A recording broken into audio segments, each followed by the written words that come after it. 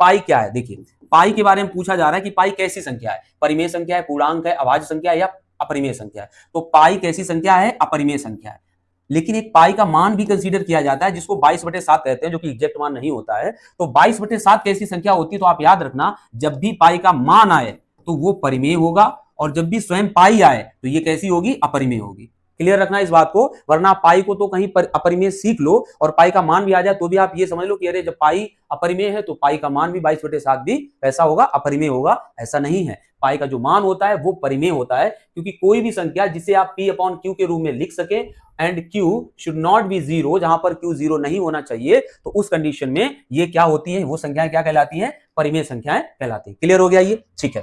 अब यहां पर क्या था, दूसरी कुछ चीजें और दी हैं, पूर्णांक। देखिए पूर्णांक क्या होता है, एक होते धन पूर्णांक, एक होते ऋण पूर्णांक। भाई 1 2 3 4 इस तरह से अगर लिखें तो ये धन पूर्णांक है, और जो जीरो होता है न्यूट्रल है, -1 -2 -3 ये कैसे पूर्णांक होते हैं, ऋण पूर्णांक होते हैं। हालांकि जब हम संख्या पद्धति पढ़ेंगे तब इसको बड़े कायदे से पढ़ेंगे। तो ये हो गए ऋण पूर्णांक, ये हो गए धन पूर्णांक, जीरो न्यूट्रल हो गया। अच्छा 1 2 3 और इनफाइनाइट, तो इनफाइनाइट तक जो नंबर जाते हैं इनको नेचुरल नंबर कहते हैं, यानी प्राकृतिक संख्याएं कहते हैं। कैसी संख्याएं कहते हैं, प्राकृतिक संख्याएं कहते हैं। तो ये भी याद रखना कि जीरो के बाद 1 से लेके अनंत तक, जीरो को यहां पर कंसीडर नहीं किया जाता, जीरो को छोड़कर 1 से लेके अनंत तक जो संख्याएं होती हैं वो कैसी संख्याएं कहलाती है, नेचुरल नंबर कहलाती है, ठीक है। और जो जीरो को शामिल अगर हम कर लेते हैं तो ये क्या कहलाता है, होल नंबर कहलाता है। क्या कहलाता है, होल नंबर, यानी पूर्ण संख्याएं। कैसी संख्याएं, पूर्ण संख्याएं कहलाती हैं। तो ये चलिए हम लोग डिस्कस करेंगे जब हम संख्या पद्धति पढ़ेंगे। अभाज्य संख्याएं क्या होती हैं, वे संख्याएं, अभाज्य और प्राइम नंबर, इंग्लिश में क्या कहेंगे, प्राइम नंबर। देखिए ऐसी संख्याएं जो केवल एक या स्वयं से कटें, एक या स्वयं से कटें, उनको हम कैसी संख्याएं कहते हैं, अभाज्य संख्याएं।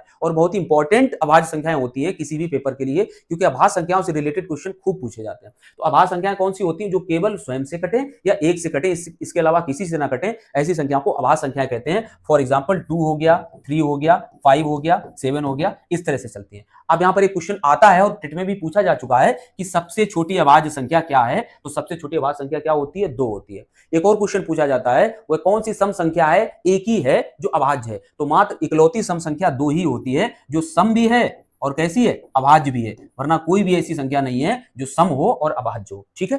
तो 2 ही है जो सम भी है और अभाज्य भी है। तो इस तरह से यहाँ पर कुछ चीजें चलती हैं जो कि हम आगे डिस्कस करेंगे जब हम संख्या पद्धति को पढ़ेंगे, ठीक है। चलिए।